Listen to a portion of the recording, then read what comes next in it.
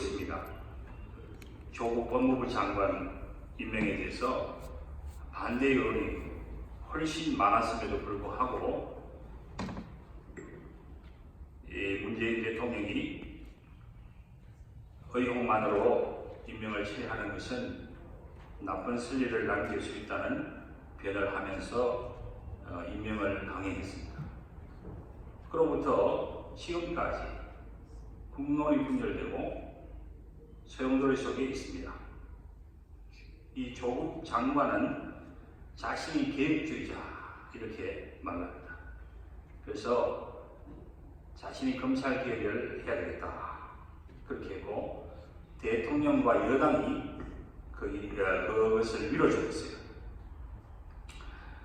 그러나 조국에 대한 국민적인 분노가 훨씬 더 커지고 있고 반대하는 대규모 집회가 이어지고 급기야는 임명권자인 문재인 대통령까지 하야를 정하고 있습니다. 왜 국민들이 이 조국에 대해서 이렇게 분노를 하는 것일까?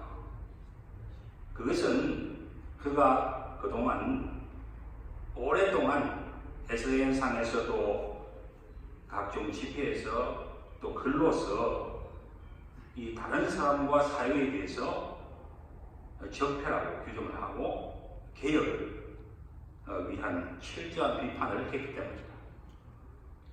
그리고 이제 이 조국이 진보 세력의 아이콘으로 떠오르고 모든 사람들이 조국은 깨끗한 사람이다 하는 그런 인정을 받게 되었습니다.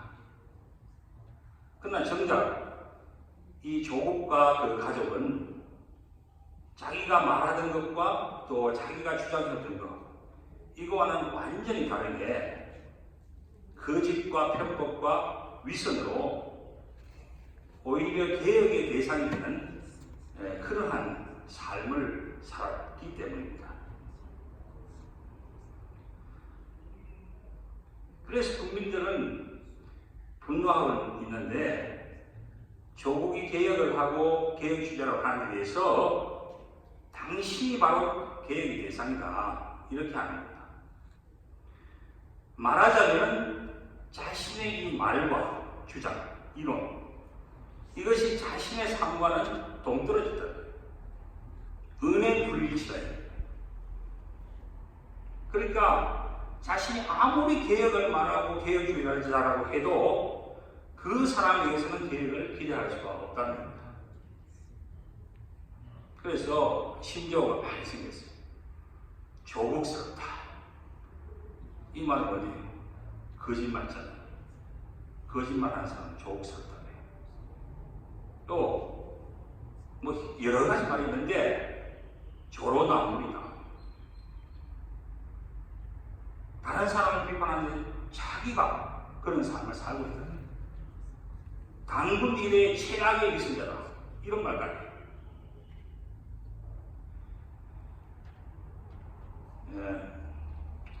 여기 이제 우리 유학생들도 있고 하니까 우리가 논문을 쓸 때에 어떤 자세로 논문을 써야 할까? 그걸 한번 알아보고 싶어요. 어떤 사람은 논문을 그냥 빨리 쓰고 대충 쓰고 끝내야지 이렇게 생각하는 사람도 있어요. 이 논문이라고 하는 것은 자기의 신앙의 고백이 되는 거예요. 자, 신앙 고백. 이 논문을 써서 완성되면은 이것은 나의 신앙의 고백입니다. 라고 합니다. 다시 말하면 내가 이렇게 주장했는데 이렇게 살 겁니다. 평생 이렇게 살 겁니다. 하는 그런 거기에 결단과 그 고백이 담겨있는 거예요. 그런데 논문을 대충 써가지고 통과하더라도 만약에 그 논문이 나의 신앙과는 아무 관계가 없고 논문은 논문이고 내 삶을 살면 그것은 휘적밖에 안 됩니다. 내가 논문을 썼으면 그대로 내가 살아야 됩니다. 그게 하나님의 것이기에 합니다. 그러니까 여러분이 논문 쓴다는 게 그게 쉬운 일이 알겠죠? 특별히 신학적인 논문을 쓴다는 것은 반드시 나의 신앙적인 고백이 들어가야 됩니다. 그래서 만약에 내가 나의 신앙과 다른 것을 그냥 대충해서 이렇게 쓰면은 나중에 문제가 됩니다. 그런 부분이 많이 있습니다. 어떤 사람이 교수로 이제 지원했어요. 논문을 보니까 우리는 당신의 이러한 자유주의 생각을 받을 수 없다.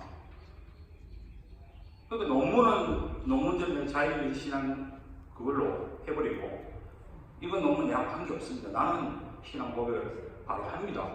아무 소용이 없어요. 인정이 안 돼요. 또 어떤 분은 교수가 됐다가도 낭만했어요. 뭐 다르게 하십니까?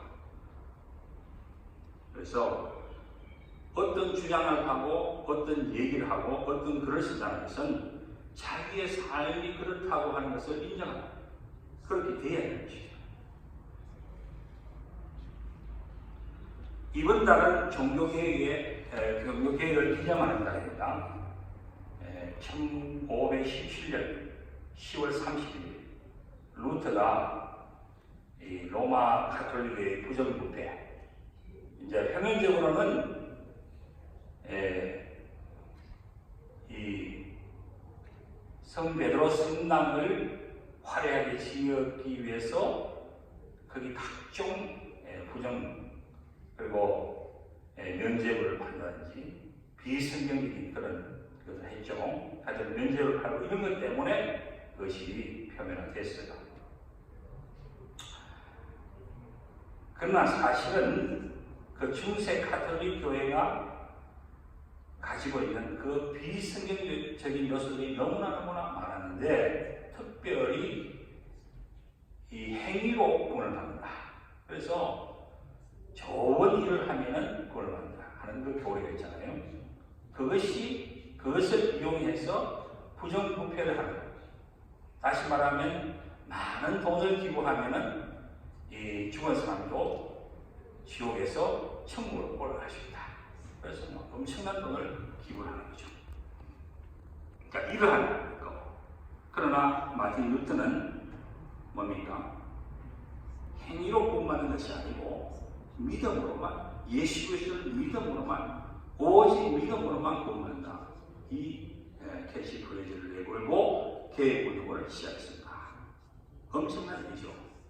모두가 다 행위로 구원받는다 하는데 한 사람이 들고 일어나가지고 믿음으로 구원받는다 했으니까 척일 대상이죠. 자기들이 로마 가톨릭에서 보면은 마틴 루터는 이단이에요. 그래서 프로테스탄트라고 합니다. 저항하는 사람들이나 항거하는 사람이라는 뜻이에요. 자, 종교개혁의 5대의 강령이 있죠. 오직 성경이다. 솔라 스크립추라. 오직 성경이다. 두 번째로는 오직 그리스도. 솔라 크리스투스. 세 번째로 오직 은혜. 솔라 그라티아. 네 번째로 오직 믿음. 솔라 피데. 다섯 번째 오직 주께 영광. 솔리데오 글로리아. 이게 이제 종교개혁에 표방하는 그런 강령입니다.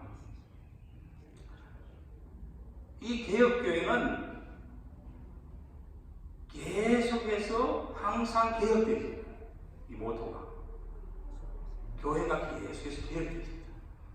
어떻게 개혁되지느냐?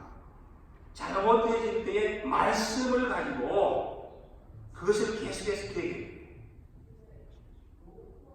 항상 이 교회가 또 사람들이 부패하고 타락하게 가기 때문에 그것을 고칠 수 있는 가장 기준이 뭐냐 하면은 말씀, 하나님의 말씀으로 그것을 고쳐야 돼요. 이게 개혁교회의 가장 중요한 모토입니다. Always reforming. 리폼이 아니에요. 그래서 이 백인교회를 보세요. 개혁교회. 리폼도 하면 되는데 리폼드. 나는 그래요. 이제는 리폼드. 왜? 계속 개혁되니까. 리폼드로 끝나는 게 아니고 리폼드 된 교회는 계속해서 리포밍을 해야 된다. always 리포밍이다. 그게 중요합니다. 그래서 오늘 이 요시야의, 구약의 이 요시야의 개혁을 통해서 우리는 한번 개혁의 진정한 개혁의 의미가 뭐냐 하는 것을 한번 살펴보려고 합니다. 요시야는 남유다의 16대 왕이었어요. 그는 8세의 왕입니다. 굉장히 어릴 때. 그리고는 31년간 통치를 한 거죠. 그 당시의 상황은 북이스라엘이 이미 망해버렸어요. 그리고 남유다도 거의 망해가는 시기입니다. 다시 말해 요시야는 BC 640년에서 609년 사이니까 남유다가 망해 BC 586년에 남유다가 망해버렸어요. 그러니까 한 30년을 앞두고 요시야가 거기에 통치를 하고 있을 때입니다. 하나님의 선택받은 이 이스라엘이 하나님을 거역해서 북이스라엘이 망했고 남유다는 하염없이 계속해서 멸망의 길로 심판의 길을 가고 있습니다. 우상을 숭배하고 산당을 세우고 그러니까 하나님이 싫어하는 이 일을 계속하는데 하나님이 심판의 경고를 줍니다. 그런데도 계속해서 이 일을 자행하고 있다.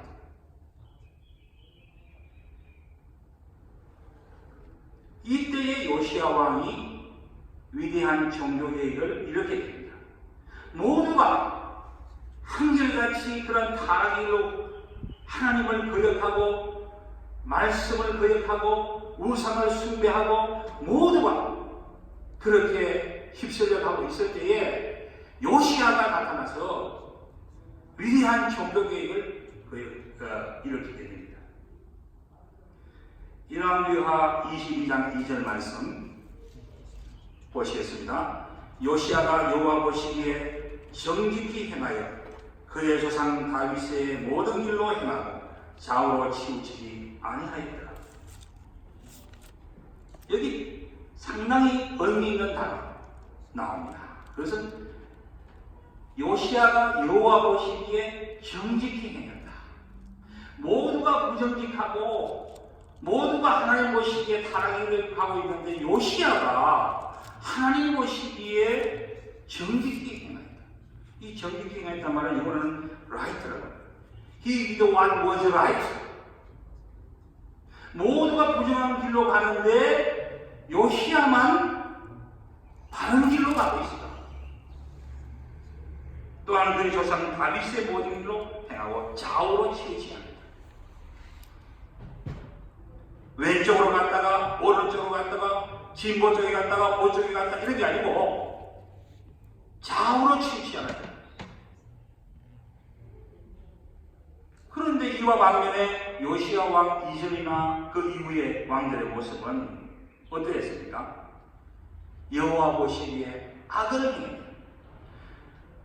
이 요시야는 하나님 보시기에 정직히 행하였다. 라이트란 말을 쓰는데 모든 왕들 요시야 전이나 후에는 다 모두 악을 행했다. 그만 이벌이에요. 이벌. 하나님 보시기에 이벌이었다. 열왕기하 21장 20절 자 요시야 나타나기 전입니다. 열왕기하 21장 20절 아몬이 그의 아버지 므낫세의 행함같이 여호와 보시기에 뭘 했다고요? 악을 행하되 그의 아버지가 행한 모든 길로 행하여 그의 아버지가 섬기던 우상을 섬겨 그들의 경배하고 그의 조상들의 하나님 여호와를 버리고 그 길로 행하지 아니하더니. 자 요시야 전의 왕입니다. 그리고 또 요시야 후의 왕을 보세요. 열왕기하 23장 32절 말씀. 자 요시야가 죽고 난 다음입니다. 열왕기하 23장 32절 여호아하스가 그의 조상들의 모든 행위대로 여호와 보시기에 뭘 했다고요? 악을 행했다. 이불. 앞에도 이불이고 뒤에도 이불이고. 그런데 요시야는 하나님 앞에 정직히 행했다.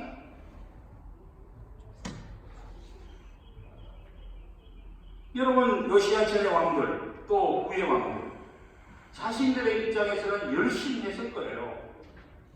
그렇지 않겠어요? 왕이 그냥 맨날 놀고 있겠어요? 열심히 했어요.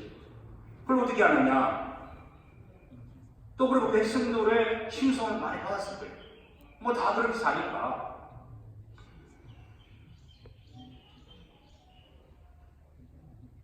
왜냐하면 이 앞에 왕 뒤에 왕 보면 우상 재단을 엄청나게 세웠어요. 위대한 일들을 많이 했어요. 사람들 못해. 박수관체 받았겠죠. 엄청난 돈을 쓰고 또 산당을 짓고 백성들이 우상에 경배하도록 산당을 지어주고 백성들의 마음을 흡족하게 했고 위대한 일을 했죠. 열심히 했어요. 문제는 하나님이 어떻게 보시느냐 하는 것입니다. 하나님이 보실 때에는 아무리 열심히 했지만 그것은 악하다. 사람이 보기에는 엄청나고 위대한 일이었을지 모릅니다. 그러나 하나님 보실 때는 그것은 악한 것입니다. 그러므로 진정한 기업은 사람들의 관점에서 위대하다고 평가하는 것이 아닙니다. 사람들의 관점에서 이것이 대단하다 그렇게 하는 것은 아닙니다. 진정한 계획은 하나님의 관점에서 하나님 보시기에 바른 것이기에 요시야는 여호와 보시기에 정직히 행한다. 여러분, 바르게 사는 것이 쉽지 않습니다. 모든 사람들이 그렇게 사는데 한 사람이 바르게 산다. 왕가 되는 거예요. 핍박을 받습니다. 너가 왜 바르게 살아? 우리 다 그렇게 사는데 너 혼자 뭐가 잘났다고 그렇게 사느냐 이거예요.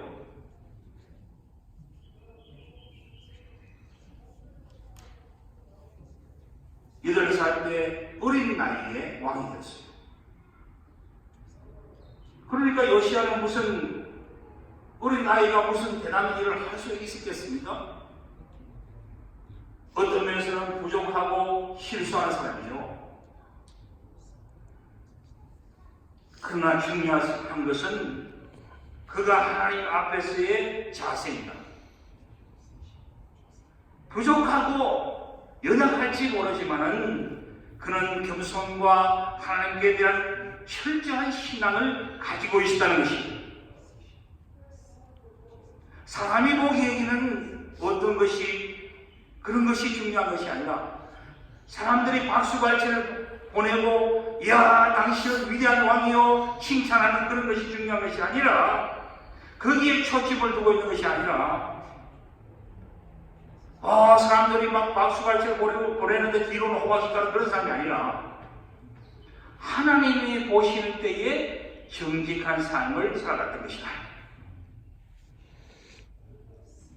그러므로 이 참된 개혁은 코람데오, 하나님이 보시는 것처럼, 코람데오란 말은 하나님 앞에서 하나님 앞에서 살아가는 그런 신앙생활을 하는 것입니다. 바로 진정한 개혁은 코람데오 신앙으로 생활하는 데서 시작합니다.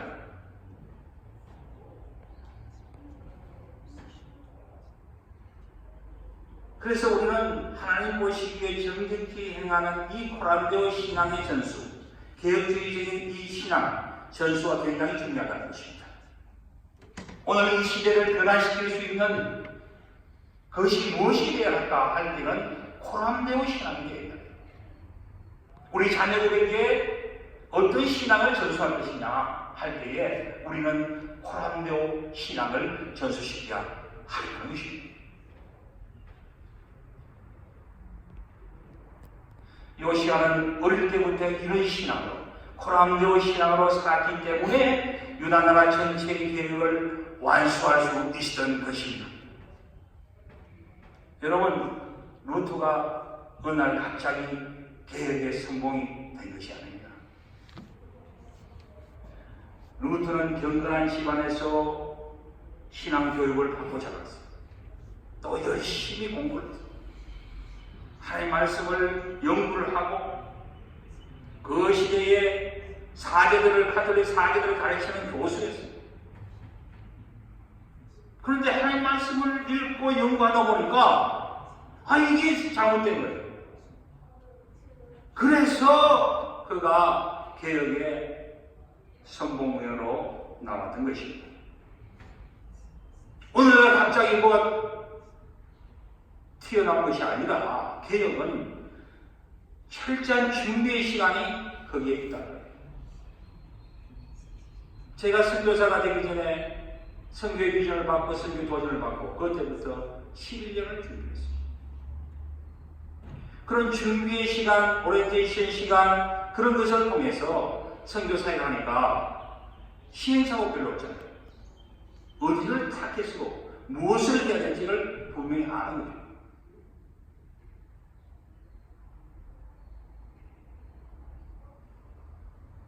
요시야는 어릴 때부터 바로 이러한 코람교 신앙으로 준비하면서 하나님 앞에 살았기 때문에 위대한 계획을 할 수가 있었다는 것입니다.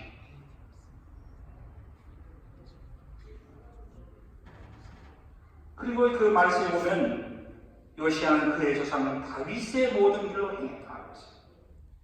여러분, 다윗이 어떤 사람입니까? 다윗이 하나님의 마음에 합한 사람입니다. 하나님 마음에 합한 사람. 그런데 놀라운 것은 이 요시야가 다윗과 같이 하나님의 마음에 합한 사람으로 살았다는 거예요. 사람의 눈치를 보고 사람에게 아부하고 사람에게 무슨 좋게 하는 것이 아니라 하나님의 마음에 들기 위해서 살았던 사람입니다.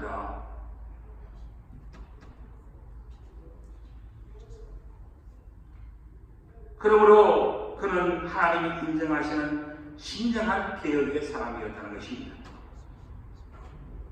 그리고 드디어 요시야는 왕이 된 지 18해에 성전을 수리하는 성전이 부서졌습니다. 그래서 성전을 다시 세우는 그 일을 합니다. 여러분, 다윗이 어땠습니까? 다윗은 그 마음속에 항상 하나님의 성전을 세우고자 하는 간절한 소원과 소망이 있었습니다. 자신의 모든 것을 바쳐서 하나님의 성전을 세우고자 하는 그 꿈과 비전을 했습니다. 그래서 모든 재산을 모아서 저축하고 준비하고, 그러나 하나님이 다윗을 성전 건축하는데 하지 못하는 거죠. 전쟁을 통해서 피를 받아요. 너는 평화의 사람이 아니다. 하나님의 전 평화의 전을 너에게는 맡길 수가 없느니라. 그러나 이 다윗의 심령은 하나님의 전을 사모하는 심령이었어요. 여러분, 개혁주의 신앙은 하나님 교회 중심입니다. 하나님 교회 중심. 무교회주의자는 계획주의자가 아닙니다. 교회가 필요 없다.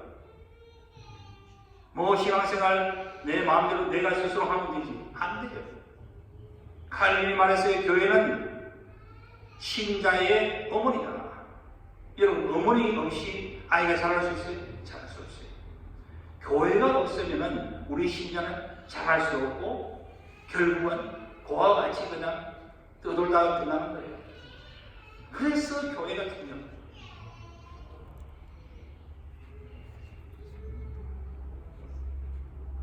진정한 개혁의 사람은 하나님의 교회를 사모하고 그 하나님의 교회를 세우고자 하는 열망이 있습니다. 하나님의 교회와 또한 하나님의 나라에 대한 그 열정과 꿈을 가지고 있습니다. 이 요시야는 하나님의 전이 부서진 모습을 보면서 너무나 안타까워하면서 하나님의 전을 수축하고 수리했는데, 거기에서 대제사장이 hil기야가 그 수리하는 중에 율법책을 발견합니다. 그리고 그 율법책을 서기관 사반에게 줍니다. 이 서기관이 들고서는 왕 앞에 갔습니다. 그리고는 왕 앞에서 그 율법책을 읽기 시작합니다. 열왕기하 22장 11절. 왕이 하나님 앞에, 하나님 말씀 앞에 어떻게 반응합니까? 열왕기하 22장 11절.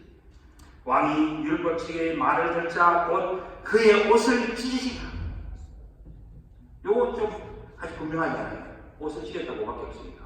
그런데 열왕기하 22장 19절 말씀 가보면 내가 이곳과 그 주민에게 대하여 빈트가 되고 저주가 되리라 한 말을 내가 듣고 마음이 부드러워져서 여호와 곧 내 앞에서 겸비하여 옷을 찢고 통곡하였으므로 나도 내 말을 들었노라 여호와가 말하였느니라. 여기 말씀은 좀 더 구체적으로 하죠. 하나님 말씀을 읽고 전달해 줄 때에 너희 백성들 너희들은 저주를 받고 재앙을 받고 멸망할 것이야. 왜? 하나님 들었습니까? 이 말을 듣고는 그가 그의 마음을 지키셨다. 하나님 앞에 통곡하면서 옷을 찢었다. 중심으로 통해의 심정, 극도의 회개와 이 극도의 슬픔을 외적으로 표현하는 게 옷을 찢다는 거예요. 옷을 찢었다. 요아스는 울면서 통곡의 기도를 들을 때에 하나님께서 응답하셨습니다. 나도 내 말을 들으노라.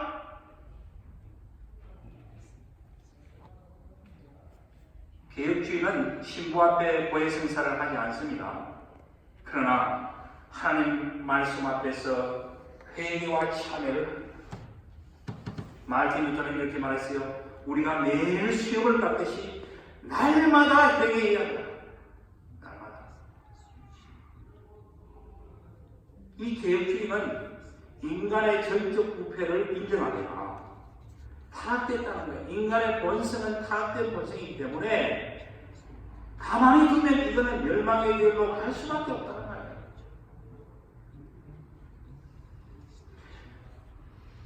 인간은 어쩔 수 없이 자기도 모르게 세상을 살다 보면은 죄에 둔감해지고 때가 묻고 오염될 수밖에 없다는 거예요. 스스로 상처도 받고 누가 상처 준 것도 아니에요. 자기 스스로 상처를 받고 그냥 어떤 일을 당하고 또 억울한 경우도 있고 또 사고도 당하고 그러다 보면 마음이 딱딱해지고 마음이 그러면 하나님도 멀리하게 되고 말씀도 멀리하게 되고 듣기 싫고 하나님의 교회에 오는 것도 별로 마음에 안 들고 이 타락한 인생이 있다. 그러니까 날마다 하나님의 말씀을 듣고 묵상하고 하지 않으면은 이게 그렇게 되게 돼 있어요. 변질하게 됩니다. 그러므로 개혁주의는 말씀 중심의 신앙이에요. 말씀 중심의 신앙. 개혁주의자들이 말씀 중심의 신앙을 강조한 겁니다. 마르틴 루터가 한 일 중에 우리는 그냥 95개 조항을 비텐베르크 성당 앞에 교회 거기 붙여놓고 반박문 그것만 기억할 줄 몰라요. 로마 카톨릭 잘못된 면죄부 뭐 이런 거. 그러나 마르틴 루터는 말씀의 사람입니다. 하나님의 말씀을 읽고 묵상하면서 그 말씀이 진리냐 아니냐를 캔 사람입니다. 그러면서 이 사람이 한 위대한 일이 있는데 마틴 루터는 이 음악을 작곡도 말했어요. 내 주는 강한 성이요. 이 마틴 루터 작곡. 찬송 많이 작곡했죠. 성경을 라틴어에서 독일어로 신구약 다 번역. 할렐루야. 대단하세요. 라틴어에서 독일어로 번역했어요. 이게 위대한 법적입니다. 다시 말하면 평신도들은 성경을 읽을 줄 몰라. 라틴어를 모르니까 라틴어는 전문적 공부를 해야만 읽을 수 있어요. 그러니까 이 성도들은 나는 기억도 몰라. 그 사제들이 그냥 신부들이 뭐예요? 라틴어로 쭉 읽어버려요. 그럼 뭔 말인지 모르고 앉아있어요. 성경을 못 읽어요. 그러니까 이 진리를 모른다면 진리를 무시몽매하는. 그러니까 마틴 루터가 성경을 번역해서 성도들에게 딱 줬어요. 이게 종교개혁의 가장 중요한 부분입니다. 말씀 중심. 그래서 개신교 선교의 가장 종교계 이후에 중요한 전략이 뭐냐? 성경. 그래서 온 세계에 성경 번역 운동을 한 겁니다. 개신교가. 성경을 번역했으니까 자기들이 시리를 알죠. 교회주의자는 바로 말씀입니다. 디모데후서 3장 1절 너는 배우고 확신한 일에 거하라. 너는 내가 누구에서 배운 것을 알며 또 어려서부터 성경을 알아. 어려서부터 성경을 알아요. 성경을 능인으로 하여금 그리스도예수 안에 있는 믿음으로 말미암아 구원을 이루는 지혜가 있게 하리라. 모든 성경은 하나님의 뭐예요? 감동으로 된 것입니다. 이건 그냥 책이 아니에요. 하나님의 성령의 감동으로 된 것으로 교훈과 책망과 바르게 정직하게 살 수 있도록 하고 바르게 살 수 있도록 하고 의로 교육하기에 유익한 이는 하나님의 사람으로 온전하여 모든 사람들을 향한 능력을 갖추게 하려 합니다. 성령이 없으면 우리의 경험 가지고 경험하죠. 열왕기하 23장 25절 요시아와 같이 마음을 다하여 뜻을 다하여 힘을 다하여 모세의 모든 율법을 따라 여호와께 돌이킨 왕은 요시아 전에도 없었고 요시아 후에도 그와 같은 자가 없었더라. 마음을 다하며 뜻을 다하며 힘을 다하여 하나님의 말씀을 따라 살아야 됩니다. 그런데 이 요시아와 같은 사람이 없었다. 전부 요시아는 하나님의 말씀을 듣고 옷을 찢으면서 통곡하면서 참회했습니다. 죄를 참았습니다. 하나님께서는 그의 해결을 다 하셨습니다. 사하해 주셨습니다. 모든 무리에서 깨끗하게 하셨습니다.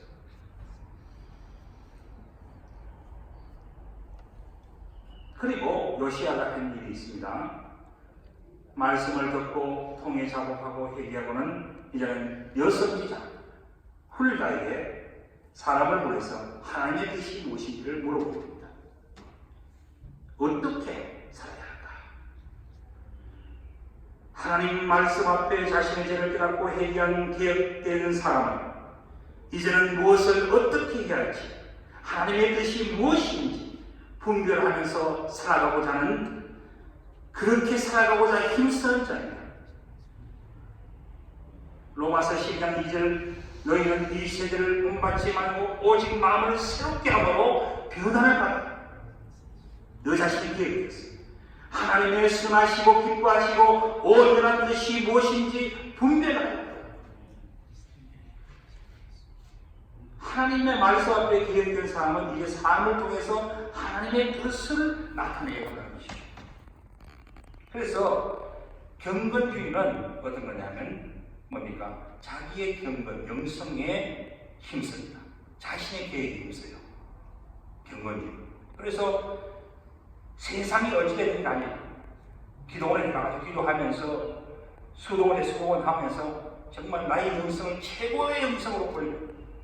그 경건주의죠. 복음주의자는 복음을 전하고 영혼을 구원하는 여기에 목숨을 걸죠. 그러나 기업주의는 자신의 계획을 기반으로 이제는 사회에 참여하는, 나의 직업을 가지고 칼빈의 직업 소명론, 직업에는 빈부귀천이 없느니라. 경제와 사회, 정치, 교육 모든 분야에 들어가서 개혁해, 말씀으로 개혁해 나가라. 이게 개혁주의. 굉장히 적극적입니다. 그렇기 때문에 비진리에 대해서는 목숨 겁니다. 목숨 걸어요. 신사참배 반대, 목숨 걸어요. 이거는 하나님이 원하시는 게 아니라 목숨 걸어요. 이 개혁주의자. 참여합니다. 종교의 자유를 침해한다. 정권의 항거에 국민 저항권 있어요. 인정해. 개혁주의 그렇게 합니다. 하나님은 바로 가지 않고 자기 권리를 위해서 권한을 마음대로 하나님 뜻과는 반대로 사용하고 있으면 국민 저항권을 발동한다. 이게 개혁주의. 그런데 여선자 홀당한 요시야 왕의 두 가지 답을 합니다. 하나는 모든 유대 백성들은 우상 숭배하고 했기 때문에 다 지향을 받고 멸할 것이다. 그러나 요시야 너는 회개하고 진심으로 나에게 돌아왔기 때문에 너의 시대에는 재앙이 없느니라. 재앙이 없느니라. 요시야는 말씀 따라서 사회 계획을 적극적으로 했습니다. 모든 백성들을 모아놓고 하나님의 율법책을 읽고 또 언약을 가지고 하나님 앞에 언약을 했습니다. 목숨을 다해서 언약을 지키겠습니다. 여러분, 계획기는 언약 중심의 신앙입니다. 하나님이 언약, 약속의 백성입니다. 그래서 우리가 요하세라고 합니다. 요하세는 아이가 무슨 신앙 고백 못하죠. 그러나 이 아이는 하나님이 택했다. 부모의 신앙 고백을 통해서 우리가 그 인정해 줍니다. 그래서 요하세가 나중에 뭐예요? 입교, 중고등학생 됐을 때 스스로 고백을 하면 다시는 안 주고 그냥 소유를 받았기 때문에 그렇게 하죠. 언약시다. 그리고 바알과 아세라상 우상을 다 제거했고 하나님 중심의 정의를 세웠습니다. 이게 신이 아닙니다. 기득권자들이 있어요. 그것 때문에 엄청난 불을 축적한 재산들이 있어요. 세력이 있습니다. 다 체결했어요. 유다뿐만 아니라 북이스라엘까지 가서 우상숭배를 제거해버렸어요. 모두가 하나님 앞에 보시기에 악을 행할 때입니다. 무당을 제거해버렸어요. 전쟁기를 제거해버렸어요. 그리고 사사의 시대 이후에 처음으로 율법에 따라서 유월절을 지키게 됩니다. 사랑하는 성도 여러분, 하나님은 많은 군중들을 부르시고 사용하시는 것이 아닙니다. 하나님의 말씀 앞에 심정으로 자신의 죄를 통회하고 변화된 한 심령을 통해서 역사하시는 줄 믿습니다. 모두가 진리가 아닌 길로 타협하고 할 때 준비된 한 사람 루트를 통해서 역사를 바꾸셨습니다.